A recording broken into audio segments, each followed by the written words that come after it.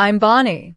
Standing here on this stage, bathed in the spotlight, I can still hear the thunderous applause ringing in my ears. The faces in the audience are a blur of shock and admiration, but one face stands out: my husband, Jake. His expression is a mix of disbelief and humiliation, a far cry from the confident man who once belittled me. It all started years ago when I married Jake. He came from a wealthy family in Manhattan. His parents were well known in high society circles. His father was a strict, no-nonsense businessman, and his mother was all about appearances and social status. My own family, on the other hand, was middle class. My parents were hard, working people who instilled in me the values of kindness and helping others. Jake was always more concerned about his career and social standing. Every morning, I'd wake up to the coldness in the air, the kind that didn't need words to hurt. His silences, the way he'd look at me as if I was an afterthought, made me feel small. He would criticize my outfits, tell me not to talk too much when we went out, as if I was a child who needed to be controlled. One day, when I came back from grocery shopping, he was standing in the living room, looking sharp in his tailored suit. "There's a big corporate reception tomorrow at the plaza. You'll come with me," he said, not as an invitation but an order.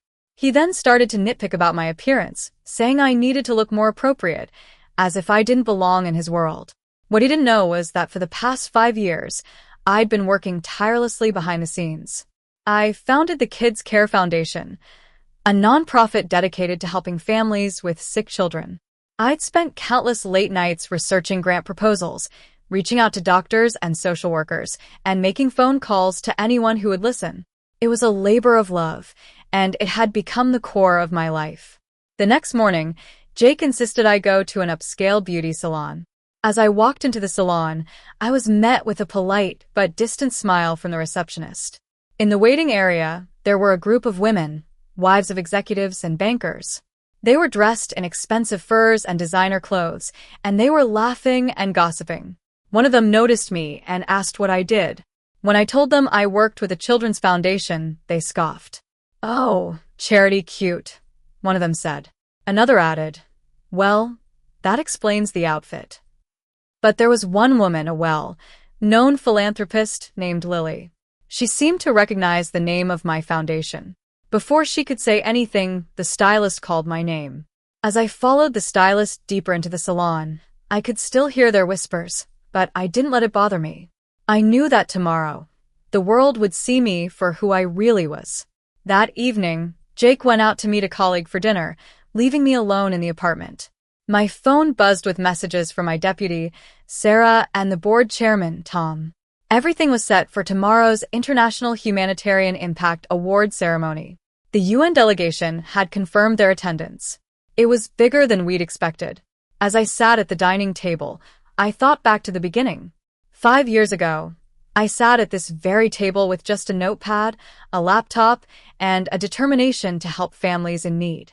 I remembered the desperate phone calls from parents who had sold everything to save their sick children.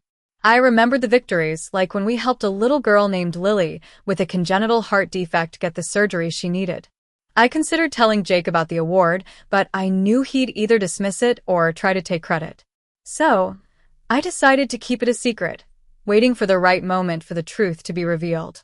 The next evening, we arrived at the Plaza Hotel.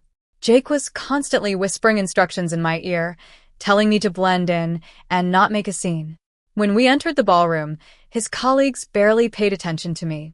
One of the men asked me what I did, and when I told him about the foundation, his wife laughed and said it had funding issues. Jake even seemed to agree, as if distancing himself from my work. As the evening went on, the host announced the start of the award ceremony. She began to talk about a remarkable woman who had founded a children's health foundation 5 years ago.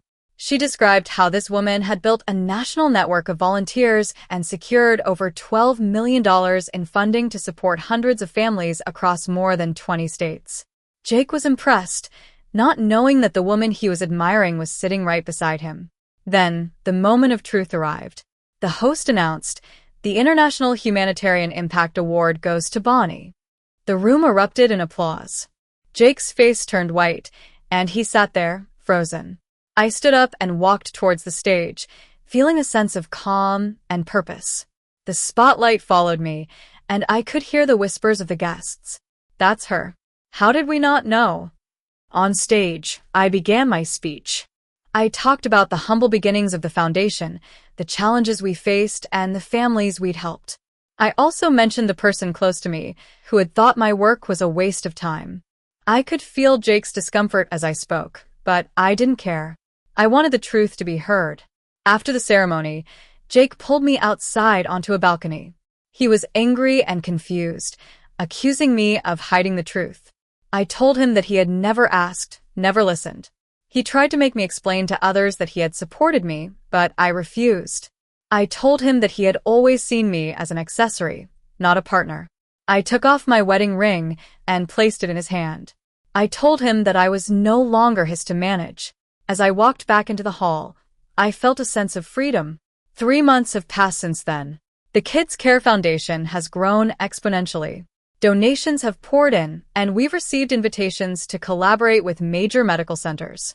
I've been recognized in medical newsletters and magazines.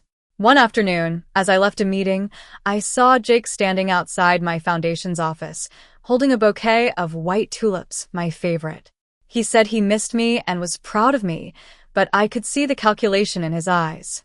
I told him that he didn't miss me, but the version of me that could elevate his status. He tried to convince me that he had changed, but I knew better. I told him to take care of himself and walked into the office. Now, as I sit at my desk, looking out at the bustling city of New York, I know that my life is defined by the impact I've made, not by Jake's opinion. The future is full of possibilities, and I'm ready to embrace them.